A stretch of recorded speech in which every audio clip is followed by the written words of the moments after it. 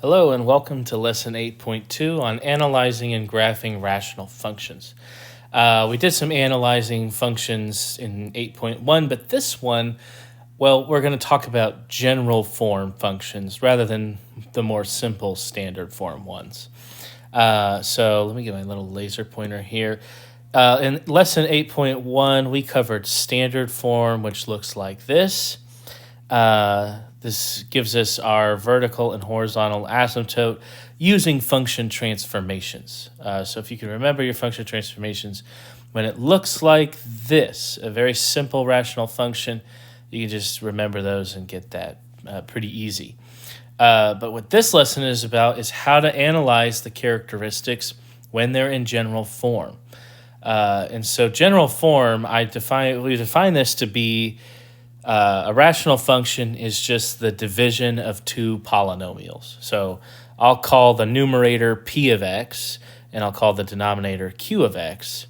And just the division of those, that's what was going to be our rational function. And so a few notes here. I'm not going to spend too much time explaining this, but all vertical asymptotes can be found by setting the denominator, which is we call q of x, equal to 0. If you're dividing by 0, you can't do that, and so that's going to create an asymptote, a vertical asymptote. I do put a little asterisk here saying careful for holes, and I'll explain that in just a second. The next is horizontal asymptotes. Now, horizontal, when it's in standard form, it's very easy because it's just the k value. But when it's in general form, the rule is a lot more complicated. And we're going to figure out the horizontal asymptotes by analyzing the degrees of the numerator and the denominator, which again, we call p of x and q of x, okay? So the basic rules are, if the degrees are equal, you have the same degree on top and bottom, then the horizontal asymptote is just the ratio of leading coefficients on those polynomials.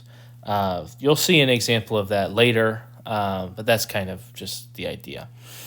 If the degree of the top is less than the degree of the bottom, then the horizontal asymptote is going to be y equals 0. Doesn't matter by how much, is just as long as the degree of the denominator is more, then there you go, y equals 0. If the degree of the numerator is more, we will not have a horizontal asymptote, where we're going to have what's actually called an oblique asymptote, if you'd like to put that in your notes. If there's no horizontal asymptote, it might be oblique. Finally, I've mentioned this word hole, and this is going to be something new for us. Suppose that p of x and q of x have a common factor. When I say common factor, I don't really mean a common constant. Like if they have 5 in common, well, whatever. You can just factor 5 out. It's not a big deal. But if they have a common polynomial factor, whether it be x or a binomial like x plus 2, if they have something in common like that, that's going to create what's known as a removable discontinuity. It's a piece of the graph that just doesn't exist. Yeah, like I might continue along the curve like so, but as I come along this curve, maybe there is a hole here as it goes along. So it's essentially, it fits right on that line, but it's actually not there. It's just a little hole in the graph. And so one of the examples is given right here. Suppose I have this general polynomial, right, this general rational function. If I factor the top, oh, sorry, I didn't want it black. I wanted red. If I factor the top and bottom, well, the top, the numerator factors as x minus 3, and the denominator, or sorry, x minus 3 times x plus 1, yeah? That's just factoring the top. And on the bottom, I have, what is this? X plus 4 and x plus 1. Yeah? So, that works out. So I factored the numerator and denominator. Notice that x plus 1 is a common factor, right? X plus 1 is a common factor. And so because it has this common factor, you're going to have, okay, I'll say there will be a hole at x equals -1. Okay? And it won't be a vertical asymptote. So with this example, you can see x equals -4. That will be a vertical asymptote because that makes the denominator go to 0. However, x plus 1, because it's a common factor, that's going to be a hole. And the hole is not going to be on an asymptote. Okay, it's just going to be somewhere else. So that's kind of the basic gist, with no real explanation for why these things are the way they are. These are things I will talk about in class. We can explore the why behind all these rules and stipulations, but I don't want to make this video too long for you. I just want you to get the basic premise of what we have to do, the what. Yeah, that's the idea of this video. It's the what. We can talk about the why and the how in class. Okay. Now, I am not going to read all of this. However, I put this in the video and I put this in the notes because this is just really important information and a general sequence for analyzing rational functions, because that's our goal. I've split this up into 7 steps. This is kind of my order of analyzing rational functions. You don't have to go in this order. I mean, it's just analyzing it piece by piece, but I kind of recommend just this sequence because it just kind of naturally flows. It's usually very easy to identify the degrees of the numerator and denominator first. And so once you do that, you can get your horizontal asymptote using the rules. Then I would start by factoring to see if there's any holes, kind of like the example we just did. There's a careful note here saying if you have a hole in the graph, well, that's going to affect your domain and it's going to affect your range. And then you can figure out the vertical asymptotes by factoring the denominator and so forth. And I'll just let you read the rest here. I'm not going to sit here and explain everything. I will say that step 7 I'm not covering in this video. We're going to practice graphing in class. So I'm not going to draw any graphs here today. Okay. So let's just move through some of these examples, yeah? Example 1, let's identify the key features of this function. So the first thing I would start off by doing, I guess I said horizontal asymptotes first. So we could start with that. It's fine. Let's call this P of X, and we'll call the bottom Q of X. We don't have to do that, but we can, okay? Now, what is the degree of the numerator and denominator? Well, the degree of P of X equals 1. And I know this because the highest exponent on this polynomial is 1. So that's why the degree is 1. Remember, we talked about degrees in Unit 6. Now, the degree of Q of X, the denominator, that's going to be 2 because I have my highest exponent. It's a quadratic, right? There's no cube, there's no power of 4. The highest exponent in this trinomial in the bottom is 2. So that's my degree. So that tells me, I say, therefore, the degree of P of X, which is 1, is less than the degree of Q of X, which is the denominator. So it just means the denominator has a higher degree than the numerator.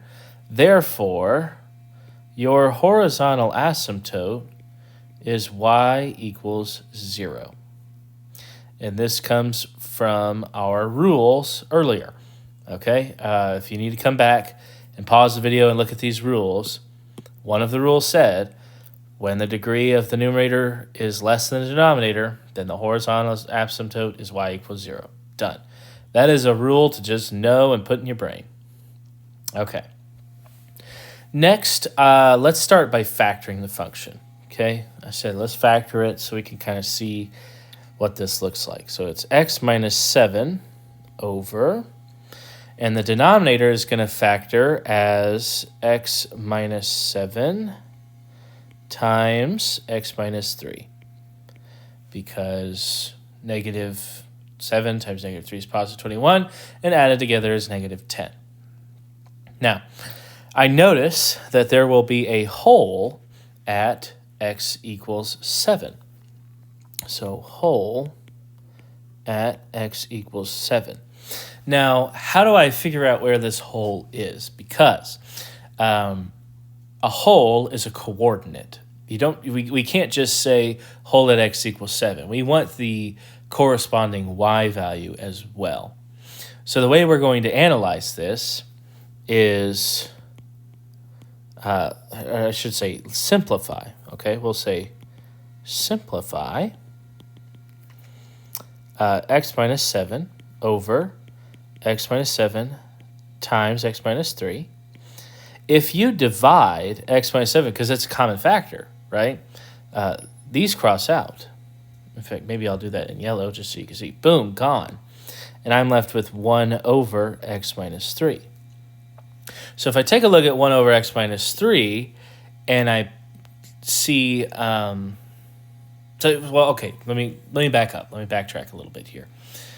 What is causing this whole is 0 divided by 0. That's what creates this anomaly, this removable discontinuity in the graph. So you see, when I have 7 minus 7 over 7 minus 7 and 7 minus 3, right, that's 0 over, well, as 0 times something is 0. And that is what's causing your whole. However, if I simplify this function to be 1 over x minus 3, then when x equals 7, I have 1 over 7 minus 3, which equals 1/4. And you can kind of think of it as 1 over x minus 3 is pretty much the exact same function without the whole.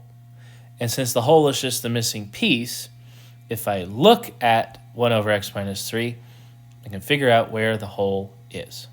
So I will say, therefore, the whole is at, the x-coordinate is 7 and the y-coordinate is 1/4. Okay, and that's the general premise for finding wholes. It is just found by figuring out where is it for x, simplify the function, and then figure out the corresponding y value using the simplified function. To illustrate this real quick, I can show you here real quick. You see this says x minus 7. If I do 1 over x minus 3, see how the green and the blue are the same graph, right? If I click on those over and over. Well, on the blue, if I go over to, will it let me do it? 7. See, when I'm holding it here, if it'll hold it, at 7, it is undefined. However, when I look at the graph of 1 over x minus 3, at 7, let's see if I can get it again. At 7, come on, you can see it. It's 0.25. There we go. At 7 is 0.25, which is 1/4. So they're basically the same graph. It's just that the blue one has a hole. And there you go. That's it. Next up is vertical asymptotes. So the vertical asymptotes are found by setting the denominator equal to 0. So I have a whole at x equals 7, but not at x equals 3.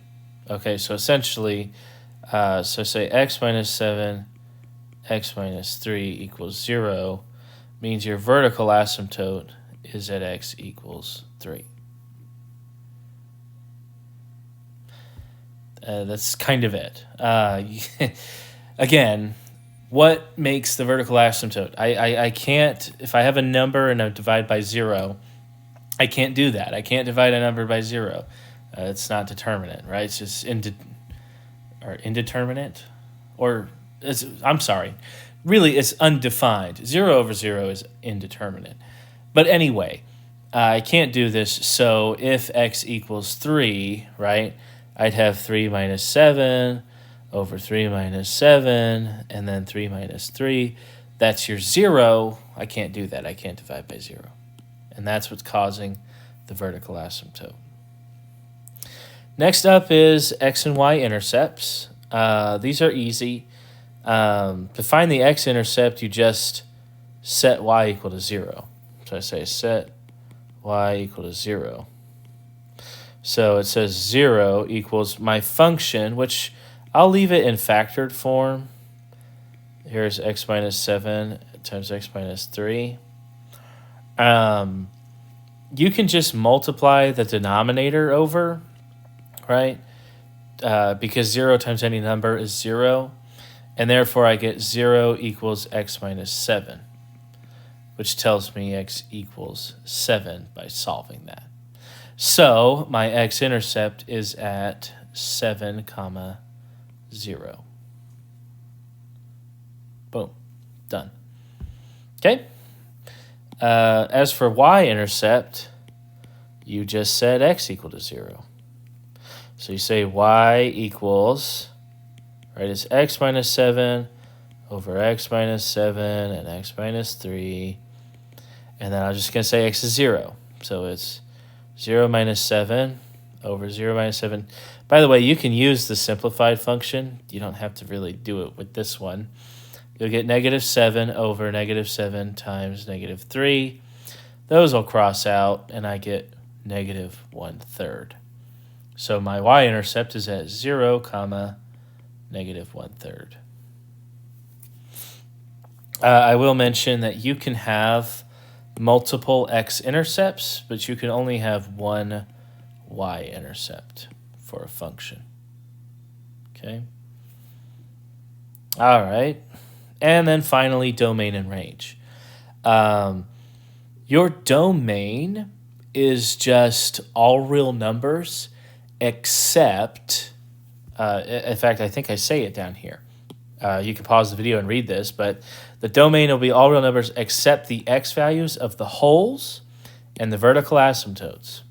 So I look at my vertical asymptote to see x equals 3, and I look at my whole at x equals 7. Yeah? So here, switch back to blue. Whole at x equals 7. Vertical asymptote at x equals 3.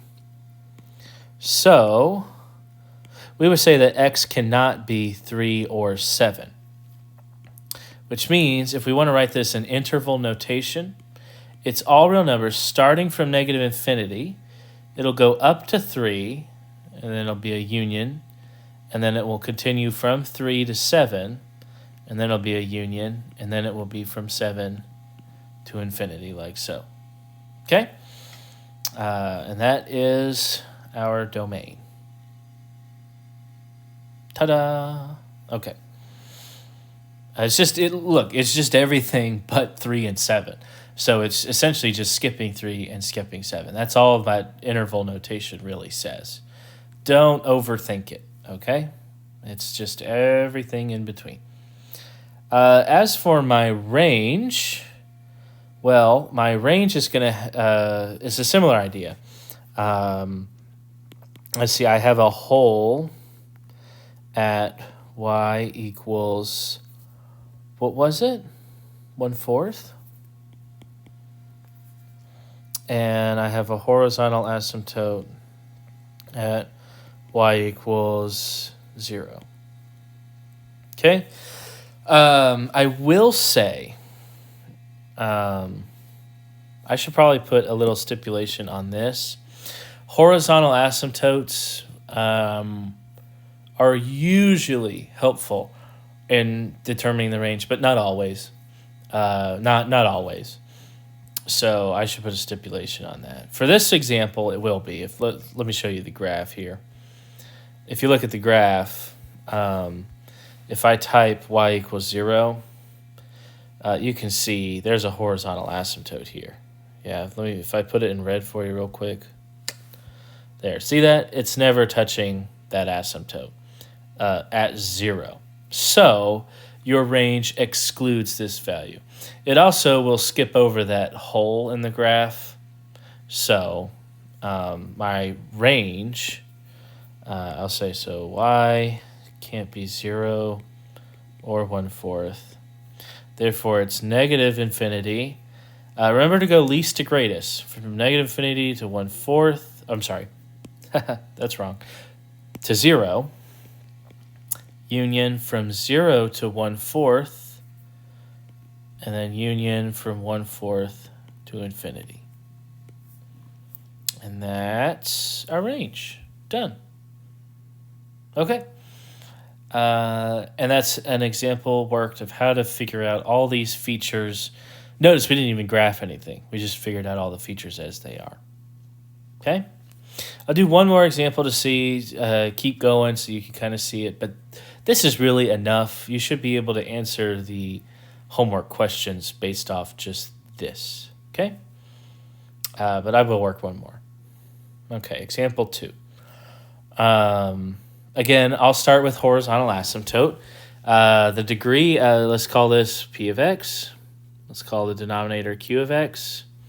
So the degree of P of x is 2, and the degree of Q of x is also 2. Therefore, they are equal. And because the degree of the numerator and the denominator are equal, you just look at the ratio of leading coefficients. And those leading coefficients are 2 and 1. So it's 2 over 1, which is 2. So say, therefore, your horizontal asymptote is going to be at y equals 2.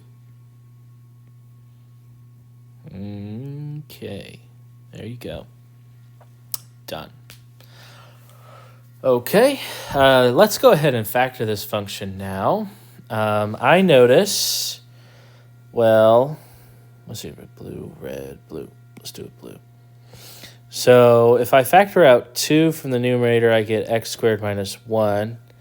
And in the denominator, this will factor as x minus 2 and x plus 2 and x minus 12. Yeah. That's how the denominator factors. Do notice that there's a difference of squares identity in the top. So I can further factor this as x minus 1 and x plus 1. And this is now x plus 2 and x minus 12. Okay. Do I have any holes? Are there any common factors? Well, no, there's no common factors, so there's no holes. So I'll say none. To find the vertical asymptotes, I set q of x equal to 0, which is the denominator. So it's essentially x plus 2, x minus 12 equal to 0. That tells you we have two vertical asymptotes at x equals negative 2 and x equals 12. And that's it for that. There's no hole. Okay, if it's a hole, then there won't be an asymptote here, but neither of those are holes. So there you go. For the x-intercepts, as we said, we set y equal to 0. So this is just 0 equals, let's keep it in factored form, I guess. 2 x plus 1, x minus 1 over x plus 2, x minus 12. Multiply the denominator over, and so it's really just 0 equals 2 times x plus 1 and x minus 1.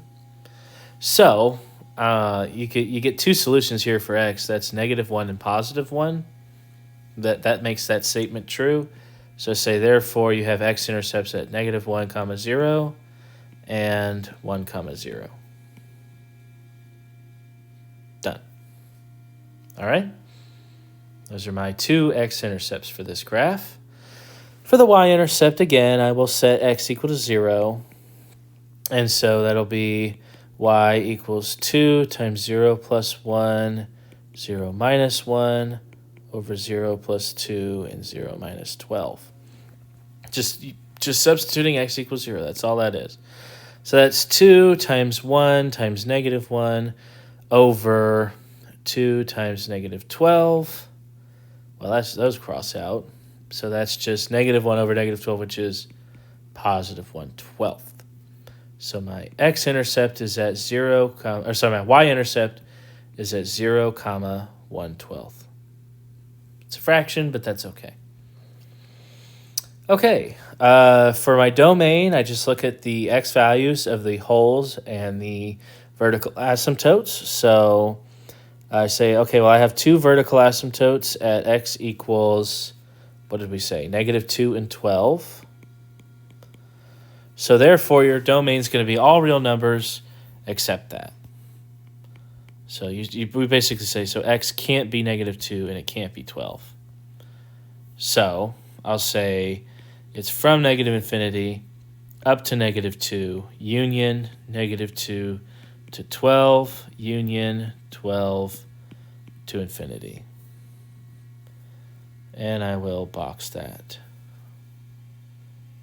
Alrighty. Last but not least, oh darn, I didn't do red for y-intercept. Well. And then finally for range, that's our holes and our horizontal asymptote. So I have a horizontal asymptote at y equals 2. So I'll say y can't be 2. Therefore, it's from negative infinity to 2, union 2 to infinity. There's only one break here. Okay? And that's it. Done. Or are we? Well, hold on. Let's be sure. Let's actually look at the graph of this guy. Let's make sure that that's true. Take a look at this guy. So if I'm looking at my range, do notice I do have a horizontal asymptote here at 2, except that's not the range, is it? No.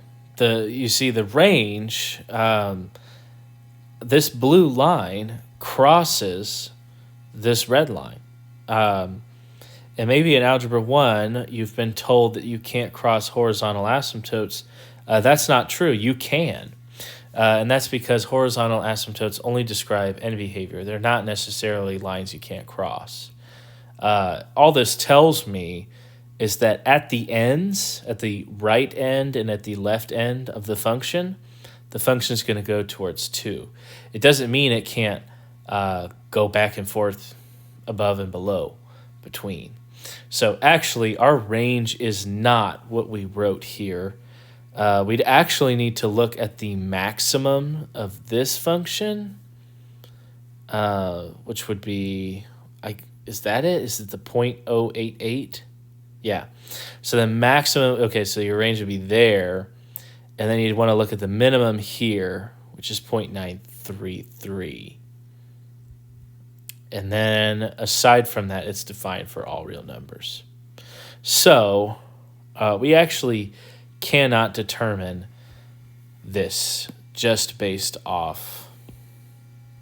This is not true. We'll say based off graph. So this will be a great topic of discussion in class because sometimes the horizontal asymptote is useful in determining the range. However, not always. And for you to really figure out what the range should be, well, we're going to do it by graphing, but the real answer lies in calculus. Calculus is probably the most powerful tool in figuring out the range this way. Algebraically, aside from plotting points and just graphing it using technology, I'm really not sure how we could figure that out. I'd probably have to give it some thought to see how we might could do it algebraically without the use of calculus. So anyway, I will say based off the graph, we need the graph to determine. So we need graph to determine. If you're really curious, let's say I said that maximum was at 0.088, 0.933. So it's really going to be negative infinity to 0.088 union 0.933 to infinity. That will be your range, and that's based off the graph we saw. Okay? But you can't figure that out by hand here, so I wouldn't worry about it. Okay, I think that's everything. We'll cover how to graph these things by hand in class. If you have any questions about what the heck, how do I do any of this, write those down so we can talk about them in class, okay? If you're not sure why the horizontal asymptote rules are this way, or how do I find the vertical asymptote, how do I find the whole, write those questions down. Let's talk about them in class, okay? But from here, just go ahead, see what you can do on the practice homework. You should have the basic essential rules to help you figure out those practice problems. And yeah, I'll see you in the next video.